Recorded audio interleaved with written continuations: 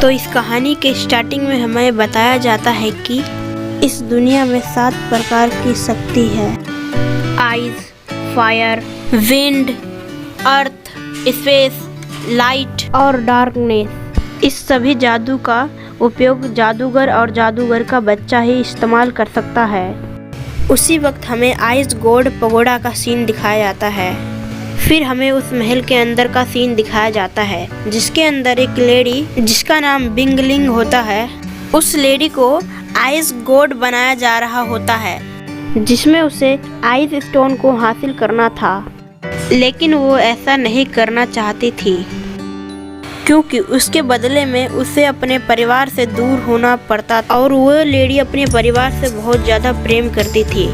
उस लेडी को इसीलिए आइस गॉड पगोड़ा बनाना चाह रहे थे, क्योंकि उसके जो परिवार वाले थे वो चाहते थे कि वो अपने हस्बैंड से दूर हो जाए, क्योंकि उसका हस्बैंड फायर मैजिशियन था। और ये बात लेडी के हस्बैंड को पता चला, जिसका नाम रोंग त्यान था। वो अपने बेटे के साथ, जिसका नाम रोंग नियान विन है, वो अपनी वाइफ को बचाने के लिए आ जाता है। और बिंगलिंग जैसे आइस स्टोन को टच करती है, वैसे ही उसको बहुत ज़्यादा दर्द होता है, क्योंकि आइस स्टोन बहुत ज़्यादा शक्तिशाली है। उसी समय रोंग त्यान वहाँ पर आ जाता है अपने बेटे के साथ। रोंग त्यान जैसे ही आता है, वो अपनी शक्ति की मदद से सब पे अटैक करने लग जाता है और अपनी शक्ति की मदद से फायर ड्रैगन को बुलाकर अपनी वाइफ को आइस स्टोन से दूर कर देता है। और आइस गॉड के पगोड़ा के सैनिक उस पे हमला करने लगता है। सैनिक से कुछ नहीं हो पाता तो सैनिक का लीडर आगे आके उस पे हमला करने लगता है। और ये देख के बिंगलिंग आगे बढ़ने लगती है, लेकिन उसे वही लीडर जिसका नाम बिंगलू है वो रोकने लगता है। जब बिंगलू से नहीं रुकता तो एक और लड़का लड़की आ जाता है, जिसका नाम बिंग रोंग और बिंग जैन है। और इधर रोंग त्यान और उनका बेटा काफी ज्यादा घायल हो जाते हैं और सैनिक को भी घायल कर देते हैं। लेकिन तभी बिंगलू हवा में उड़कर रोंग त्यान के बेटे पे हमला कर देते हैं और आइस के एक बड़ा सा टुकड़ा रोंग त्यान के बेटे को लगता है। ये देख के बिंगलिंग को बहुत ज्यादा गुस्सा आता है और वो फिर बिंग जियान और बिंग रोंग को बंदी बना लेता है और वो फिर बिंगलू पे हमला कर देती है। लेकिन बिंगलू उससे बच जाता है और वो आइस बिस्टर से मिलकर बिंगलिंग को कैद करने लगता है। तभी रोंग त्यान अपने फायर की शक्ति से बड़ा सा हाथ बना लेता है और बिंगलू को उसमें कैद कर लेता है। तभी बिंगलू को मारने वाला ही होता है, तभी बिंगजी आ चुकी होती है वहाँ पर और रोंग त्यान पर और एक बड़े से आइस से हमला कर देती है, जिससे रोंग त्यान नहीं बच पाता और वो काफ़ी ज़्यादा दूर जाके गिरता है और काफ़ी घायल हो जाता है। और आइस गॉड के वासी बिंगजी के सामने सब अपने सर झुकाते हैं। बिंगलिंग कहती है बिंगजी से कि मैं आपसे रिक्वेस्ट करती हूँ कि मेरे हस्बैंड और मेरे बच्चे को छोड़ दो और आप जो कहोगे वो मैं करूँगी। तभी बिंगजिंग कहती है कि तुम अपने ही लोगों पे हमला करके आइस गॉड पगोड़ा का नियम तोड़ा है और इसकी सज़ा तुम सभी को मिलेगी। और यह कह के आइस टेक्निक का यूज़ करके उसे जमाने लगती है और बिंगलिंग अपनी पूरी ताकत से आइस टेक्निक को रोकने की कोशिश करती है।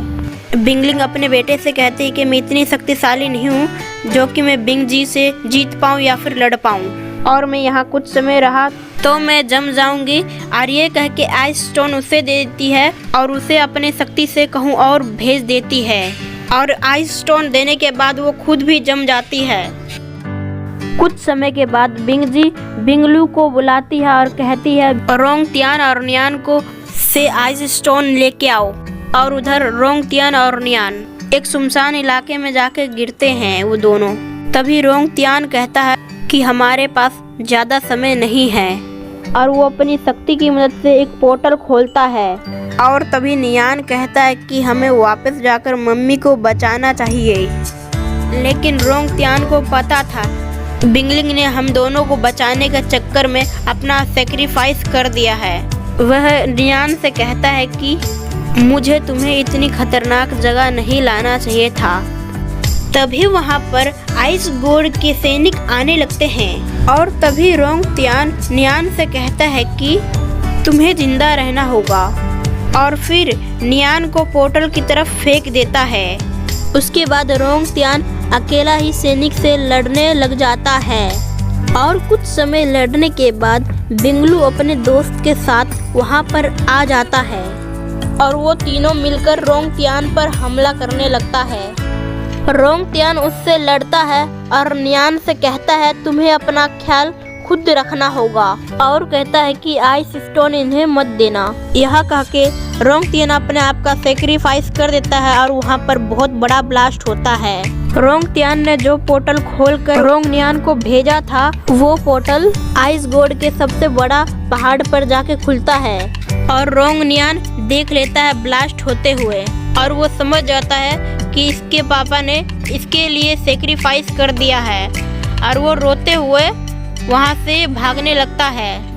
तभी आसमान से एक बर्फ का टुकड़ा रोंगनियान को छूते छूते निकल जाता है और इससे वो थोड़ा बहुत घायल हो जाता है और वो ऊपर की तरफ देखता है तो वहाँ पर देखता है कि बिन चैन आ चुका था। फिर वो नियान से कहता है कि आज तुम्हें तुम्हारे माता पिता के पास मैं भेज दूंगा और ये कह के आइस ईगल से हमला करता है नियान पर और नियान चोटी के अंत पर जाके गिरता है और उसके बाद नियान को तड़पाने लगता है।